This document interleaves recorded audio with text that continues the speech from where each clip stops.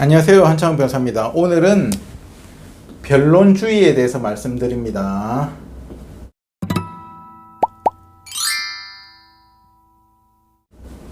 네. 제가 제목을 네 우물은 네가 팔아 변론주의 이렇게 표현했는데 변론주의란 뭐냐 이거를 잘 아셔야 돼요. 이제 소송이라는 거는 소송은 뭡니까? A와 B가 법적으로 분쟁을 하는 거잖아요. 그리고 판사는 그 중간에서 이 소송의 결말을 판결을 짓는 사람이잖아요. 잘 생각을 해보세요.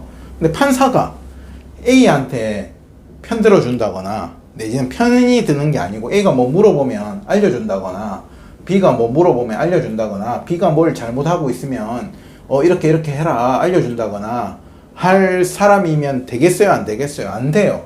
왜 안 되냐? A가 물어보면 알려줄 수도 있지. 판사가 공무원인데가 아니고 알려주는 순간 B는 뭐라고 생각하겠어요? 판사가 아직 판결 안 나왔는데 판사가 A 편을 드네 이렇게 생각할 거 아니에요. 중립적 이 판사의 직위에 가장 중요한 거는 공정성이잖아요.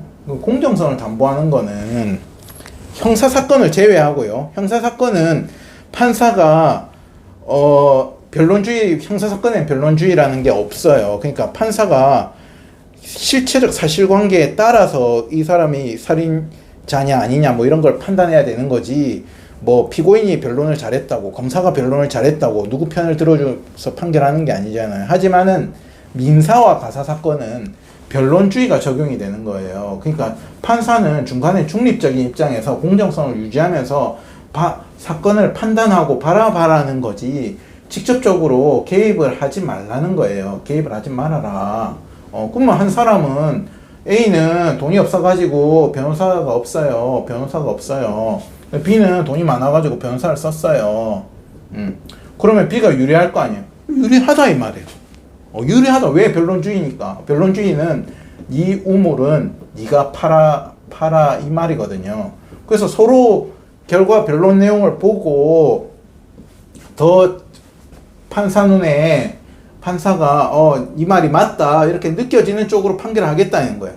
뭐 변호사가 없다고 해가지고 무조건 소송에서 진다 그런 건 당연히 아니겠죠. 하지만은 법률적인 조력을 받는 변호사가 있는 경우가 훨씬 더 유리한 거 불리한 거 가려가면서 딱 계산해가지고 이렇게 소송하고, 이 사람은 뭐 자기는 업이 아니니까 잘 모를 거 아니에요. 그럼 뭐 유리한 말인지 불리한 말인지, 불리한 말도 하고 유리한 말도 하고 이러면은 이거 물어뜯기고 이래가지고 판결 받으면은 이쪽으로 아무래도 좋은 결과가 나오겠죠. 그 판사가 부당하잖아요.가 아니라는 거예요. 그걸 착각하시면 안 된다. 판사는 신이 아니기 때문에 신이 절대로 아니다. 이 소송 과정에서 드러난 변론을 보고 판단을 해라고 변론주의라는 거를 법적으로 정해놨다는 거예요. 그러니까 당신 또 소송에서 잘 싸우고 싶으면은 뭐 변호사를 쓰든 뭐 어떤 변호사를 쓰든 나쁜 변호사를 쓰든 좋은 변호사를 쓰든 모르겠고, 결과적으로 판사는 각자가 한 변론의 내용 결과 총체만 보고 판단을 내리겠다는 거예요. 이게 원칙입니다. 변론주의 원칙. 근데 이제 실무에서 무조건 변론주의가 100% 적용되느냐, 그건 아니에요. 판사님이 봐가지고 A는 당사자 소송을 하고 있다 그랬을 때 뭐 좀 성명 명령이라든지 상대방한테 내린다든지 해가지고 조금 이제 이 사람이 너무 못하고 있으니까 편을 들어준다기보다는 뭐 판단을 하려고 하면 내가 A의 주장이 이해가 돼야 판단하는데 이해가 안 되니까 뭐 주장을 정리해서 내라든지 뭐 B 보고 거에 대해서 뭐 성명을 한다든지 이래서 좀 조율해가지고 사실관계 A, B의 주장은 내가 좀 판사가 이해를 하고 판단을 내려야 되니까 이런단 말이에요. 근데 A가 너무너무 못하는데도 변호사도 없이 이렇게 있다.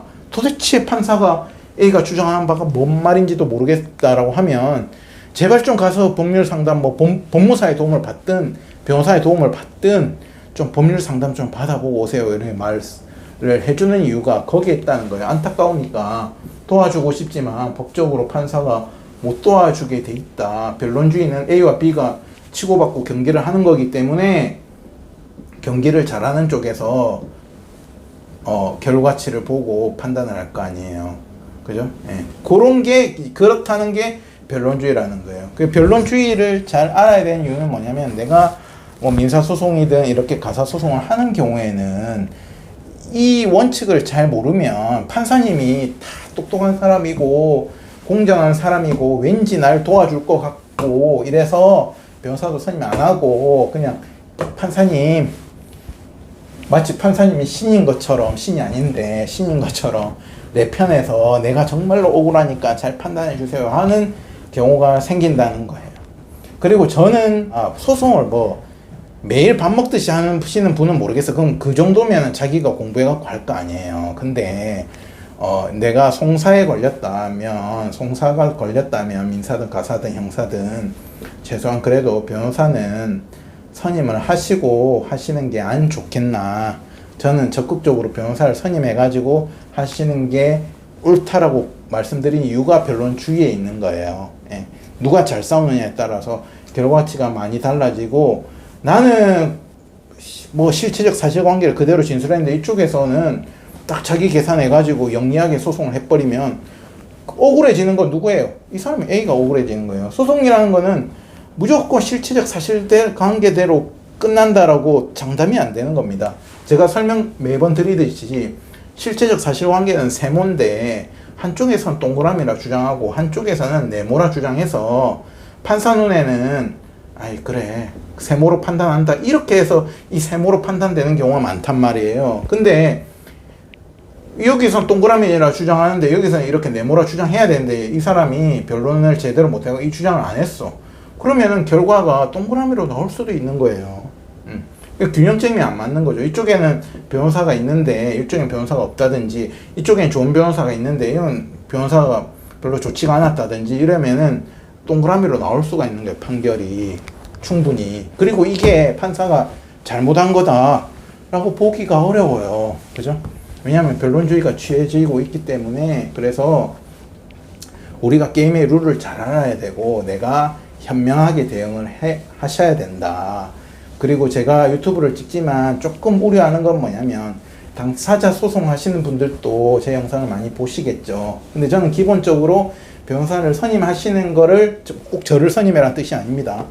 내가 어떤 송사가 있을 때는 변호사를 선임해서 대응하시는 게 적정하다. 그리고 그 변호사가 뭐 꼭 가사 분야가 아니더라도 뭐 내가 변호사 선임에 한 두세 군데 정도 상담 받아보고 내가 믿을 만한 변호사를 잘 찾아가지고 선임을 한다면 내가 이렇게 억울한 일을 당할 일은 없잖아요. 내가 송사가 뭐 인생에 계속 있거나 하지 않을 거 아니에요. 그죠? 그래서 어느 정도는 변호사를 저는 자기 소송을 조금 진짜 뭐 소액의 사건이라든지 정말로 뭐 내가 너무 경제적으로 어려워서 그거는 변호사 도저히 선임을 못한다 이런 상황이 아니라면 가급적이면 선임하시는 것을 권해드린다.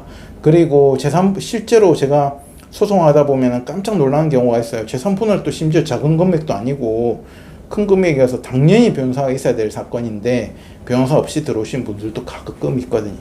그런 케이스에서는 조금 본인이 결과론, 지금은 당장 변호사비 얼마가 절약되거나 그게 나한테 이익으로 보이지만 결과치에서 내가 억울하고 오히려 금전적으로도 큰 손해를 입을 수도 있기 때문에 그래도 잘 알아보고 이렇게 하시는 게 좋다는 말씀을 드립니다. 그리고 항상 우리 말에도 있잖아요. 선무당이 사람을 잡는다. 제가 단편적인 지식을 자꾸 잘 말씀을 안 드리려는 이유가 단편적인 지식은 말 그대로 단편적인 지식이에요. 근데 소송에서 진짜로 승패를 가르는 거는 본질적인 그 전략에서 갈리는 거지 이런 단편적인 지식 몇 개 가지고 소송에서 이기기가 쉽지가 않거든요. 그렇죠? 그래서 오늘은 이 부분에 대해서 한번 말씀을 드렸습니다. 감사합니다.